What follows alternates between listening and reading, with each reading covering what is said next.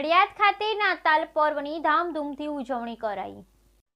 નડિયાદ નાતાલ પર્વની ધામધૂમથી ઉજવણી। મધ્યરાત્રિએ જિલ્લાના તમામ દેવળો રોશનીથી ઝળહળી ઉઠ્યા। સમગ્ર દેશમાં પ્રભુ ઈસુના ભજન, પ્રાર્થના, ગીતો ગવાયા। ખેડા જિલ્લાના નડિયાદ મિશન રોડ રોશનીથી ઝગમગી ઉઠ્યું। ખ્રિસ્તી સમુદાયના લોકો દ્વારા નાતાલ પર્વની ઉજવણી કરાઈ। નડિયાદનું એલિમ મેથોડિસ્ટ ચર્ચ સહિતના ચર્ચમાં રાત્રિ દરમિયાન માનવ મહેરામણ ઉમટ્યું હતું। એલિમ ચર્ચના મુખ્ય પાળક દ્વારા પ્રભુ ઈસુનું નવા વર્ષ નિમિત્તે પ્રભુનો સંદેશ સમુદાયના લોકોને આપવામાં આવ્યો। સાથે સાથે નાતાલની શુભકામના પાઠવી હતી। જી સાહેબ, આપનું નામ પરિચય અને આજે નાતાલ પર્વની ઉજવણી છે એ સંદર્ભમાં શું કહેશો? મારું નામ રેવરન્ડ અર્નેસ્ટ ક્રિશ્ચન છે અને મારી બાજુમાં જે છે રેવરન્ડ અરવિંદ પરમાર સાહેબ છે। અમે બંને અહીંયા ધર્મગુરુ તરીકે સેવા આપીએ છીએ અને ખાસ આજે નાતાલનું પર્વ આવી રહ્યું છે। આવતીકાલે નાતાલનું પર્વ આખા વિશ્વમાં ઉજવણી થશે। એના ભાગરૂપે ખાસ કરીને પ્રભુ ઈસુ ખ્રિસ્ત 2000 વર્ષ પૂર્વે આ જગતમાં માનવજાતના ઉદ્ધારને માટે જન્મ લીધો અને એનું દ્રશ્ય તમે પાછળ દબાણનું જોઈ શકો છો કે જ્યાં રાજાઓના રાજા અને પ્રભુઓના પ્રભુ એ પોતે એક માણસ બનીને માણસોને બચાવવાને માટે આવ્યા।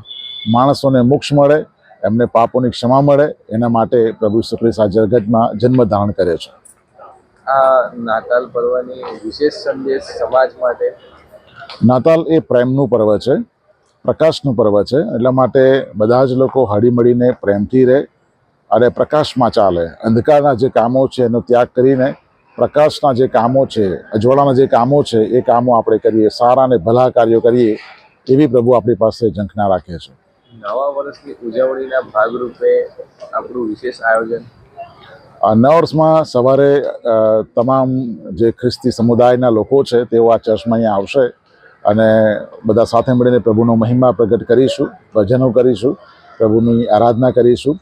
એ સાથે 31મી તારીખે રાત્રે પણ વોચ નાઇટ સર્વિસ રાખવામાં આવે છે, જેમાં ચર્ચના બધા લોકો આવે છે અને ગીતો ગાઈને પ્રભુની સ્તુતિ કરીએ છીએ। એ સાથે આખા વર્ષ દરમિયાન જે લોકોના જીવનમાં પ્રભુએ આશીર્વાદો આપ્યા, બચાવ કર્યો, એવી એની એક સાક્ષી પણ હોય છે અને સાક્ષી પણ આપવામાં આવે છે। અને રીતે અમે અહીંયા એ પ્રમાણે ઉજવણી કરવામાં આવે છે। સાથે પ્રોમિસ કાર્ડ પણ આપવામાં આવે છે કે નવા વર્ષને માટે પ્રભુ તરફથી મળતું પ્રોમિસ કાર્ડ એ દરેકને આપવામાં આવે છે। પ્રભુ ઈસુનો જન્મદિવસ અને ઉજવણી શું કહેશો આપ એ બાબતે?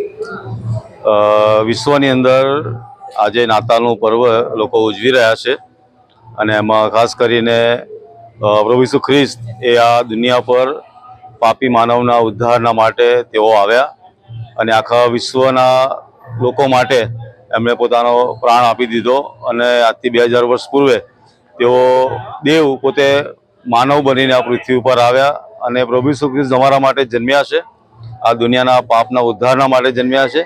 અને એટલા માટે જ્યારે ખ્રિસ્ત જન્મ્યા છે ત્યારે આજના દિવસની નાતાલના ભાગ સ્વરૂપે અમે આખું વિશ્વ આ રીતે ઉજવણી કરીએ છીએ। જે સમગ્ર વિશ્વની અંદર ભગવાનની જન્મદિવસની ઉજવણી થઈ રહી છે, ઈસુ ભગવાનની, તો એ બાબતે આપનું શું કહેવું છે? કેવી ઉજવણી હોય છે આ 5 દિવસ દરમિયાન?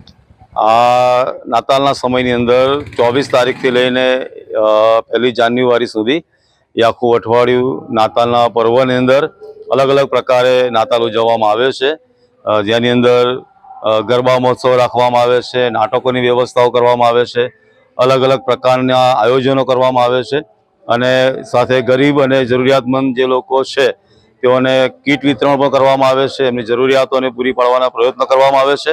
અને 24 તારીખ અને 25 તારીખે એ નાતાલની સભાઓ થાય છે અને 31 તારીખે રાત્રે 11 થી 12 અને જાન્યુઆરીની 1 તારીખે સવારે 9 થી 11 એ ભક્તિ સભા કરવામાં આવે છે, જેમાં ઘણા બધા લોકો એ ભક્તિ સભામાં ભાગ લે છે અને આખા અઠવાડિયા દરમિયાન દરેક મંડળી અલગ અલગ પ્રકારે પોતાના આયોજનો કરે છે, જેથી કરીને લોકો પ્રભુ ઈસુ ખ્રિસ્ત જન્મ્યા છે એને સમાચાર લોકો સુધી પહોંચી શકે।